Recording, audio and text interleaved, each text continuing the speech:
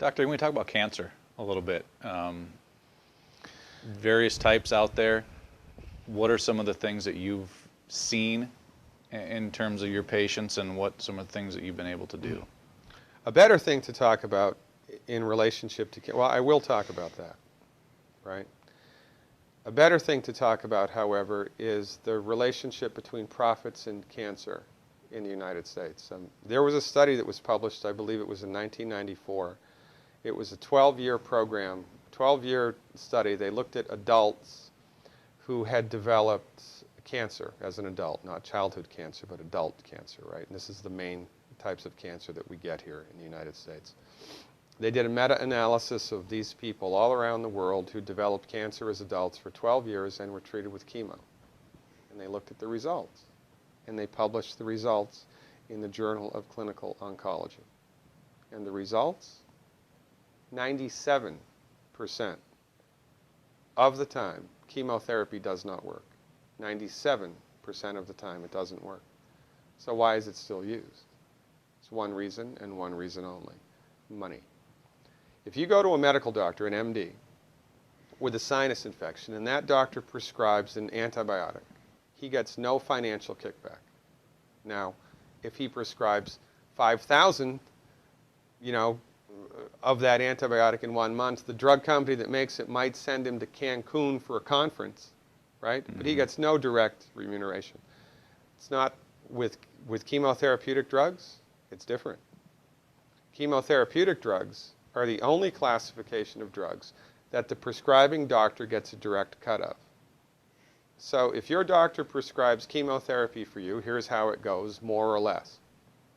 The doctor buys it from the pharmaceutical company for $5,000, sells it to the patient for $12,000, insurance pays $9,000, and the doctor pockets the $4,000 difference. And there ought to be a law.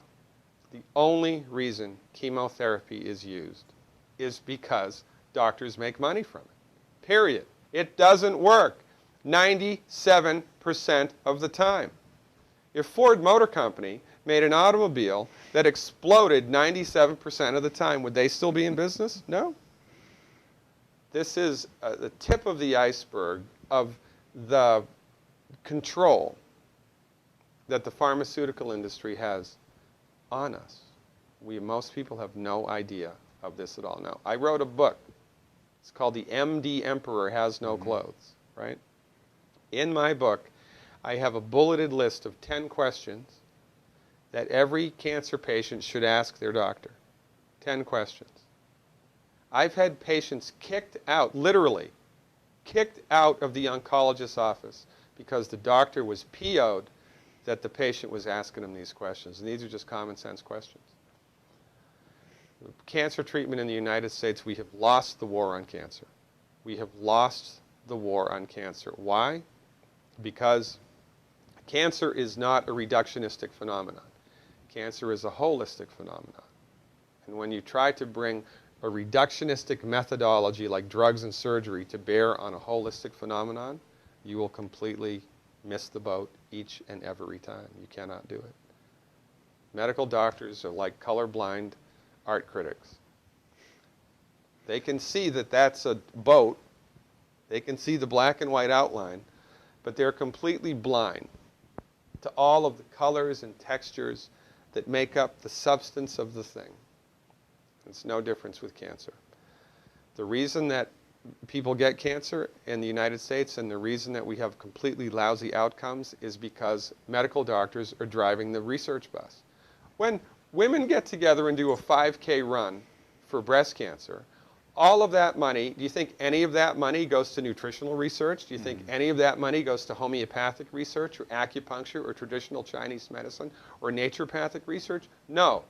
All of it goes to drugs and surgery, which do not work. Now, why aren't those women running for selenium? If every girl in this country took 200 micrograms of selenium, in one generation we'd eliminate breast cancer by 82%. That's a big number. Why aren't we doing that? Because medicine in the United States is a for-profit industry, and most people are completely unaware of this. And most people bow down to the altar of MD-directed high-tech medicine at their own demise.